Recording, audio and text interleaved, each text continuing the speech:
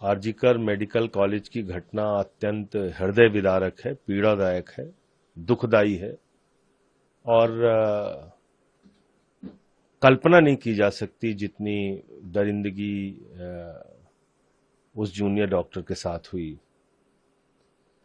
अब वो मामला सीबीआई के पास है, उसके मुख्य अभियुक्त की गिरफ्तारी हो चुकी है। जिन लोगों पे और कार्रवाई करने की आवश्यकता है वो कार्रवाई बिल्कुल होनी चाहिए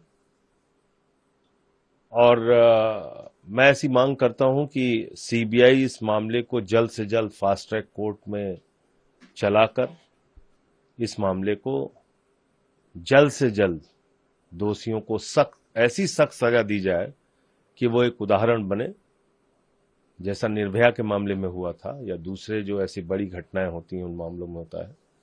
तो ये करने की आवश्यकता है। पश्चिम बंगाल सरकार ने नए सेफ्टी प्रोग्राम्स लॉन्च किए। महिलाओं के लिए स्टैंडिंग कमेटी बनाई जाने वाली जो प्रपोज करेगी safety measures health care personals की। आपको लगता है कि ये सब काफी है? और मुझे लगता है कि इसमें बहुत व्यापक पैमाने पे काम करने की जरूरत है और घर घर में काम करने की जरूरत है, क्योंकि महिला हिंसा, यौन हिंसा आज सड़कों पे, मेडिकल कॉलेज में, होटल्स में ऐसी घटनाएं तो आपको मिलेंगी, लेकिन इसके साथ साथ घरों के अंदर और रिश्तेदारों के द्वारा जो यौन हिंसा के मामले आ रहे हैं उसको रोकने के लिए तो बहुत व्यापक अभियान और जागरूकता करने की जरूरत है। वहाँ पे ममता बनर्जी के द्वारा जो सवाल खड़े किए, उन्होंने जो प्रोटेस्ट बीजेपी से ड्रामेबाजी करी, बीजेपी के वहाँ के लोकल एमपी, केंद्रीय मंत्री सभी लोग सवाल उठा रहे हैं कि आपकी जिम्मेदारी है, लेकिन आप नहीं, मैं समझता हूं कि ये कोई राजनीतिक खेल का विषय नहीं है, ये संवेदनशीलता का विषय है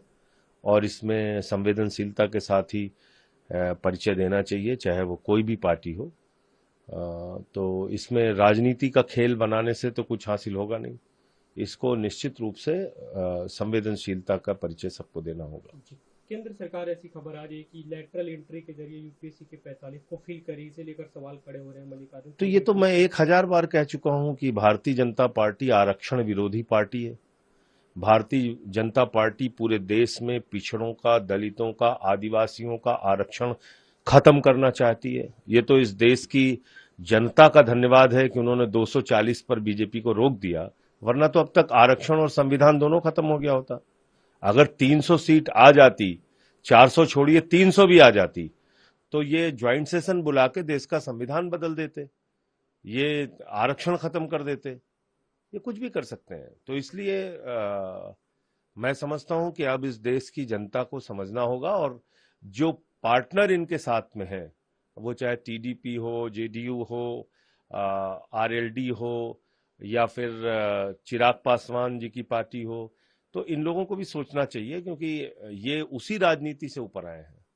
अपने अपने राज्यों में और देश के पैमाने पर, वो चाहे नीतीश कुमार जी हों या चिराग पासवान जी हों या आरएलडी के नेता हों जयंत चौधरी जी या चंद्रबाबू नायडू, ये सब आरक्षण की वकालत करते रहे और इनके सामने आरक्षण खत्म किया जा रहा है। भाई, लेटरल एंट्री कहां से आपको सपना आ गया?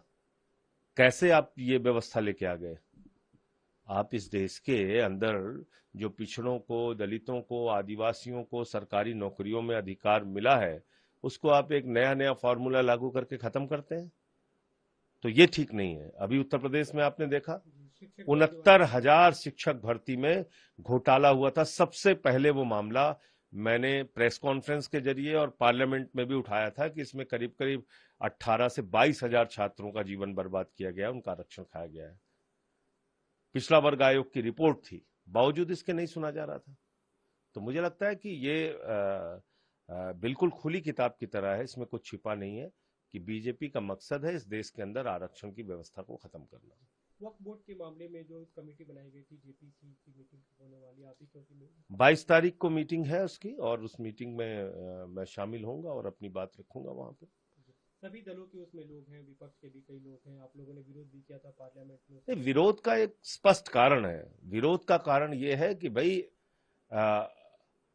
किसी धर्म के व्यक्ति ने, वो चाहे हिंदू हो, मुसलमान हो, सिख हो, ईसाई हो, गुरुद्वारे के लिए या मंदिर के लिए या मस्जिद के लिए या चर्च के लिए अपनी जमीन दान दी, या स्कूल के लिए दान दी या धर्मशाला के लिए दान दी। आप कौन होते हैं उसमें घुसने वाले? विरोध का कारण यह है क्योंकि यह सिर्फ यहां तक नहीं रुकेगा। मैं आपको बता रहा हूं, अगला नंबर गुरुद्वारे की जमीनों पर कब्जा करना होगा, उसके बाद चर्च की जमीनों पर कब्जा करना होगा, उसके बाद आदिवासियों की जमीनों पर कब्जा करना होगा, उसके बाद दलितों की जमीनों पर कब्जा करना होगा। इनका तो मकसद है जमीनों पर कब्जा करना। भारतीय सेना की 13,000 एकड़ जमीन उठा के इन लोगों ने अडानी को दे दी अयोध्या में। तो इनका मकसद है जमीनों को कब्जा करके अपने दोस्त अडानी को देना। यह सिर्फ वक्त तक नहीं रुकेगा, इसलिए सबको सावधान होने की जरूरत है।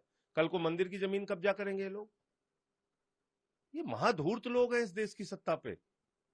इनका मकसद है देश का भला नहीं, अपने दोस्त का भला करना। तो अपने चंद दोस्तों को अब किसानों की जमीन ले नहीं पाए, 1 साल तक वो धरने पर बैठे रहे, वरना अब तक किसानों की जमीन कब्जा हो गई होती। जो 3 काला कानून आया था, हम क्या कह रहे थे? हम तो यही कह रहे थे कि इस काले कानून में सबसे बड़ी बात यही है कि किसानों की जमीनें कब्जा करके अपने पूंजीपति दोस्तों को देंगे।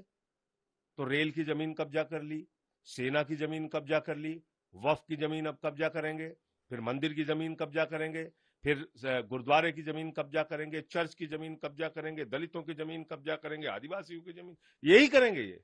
आप देख लीजिएगा।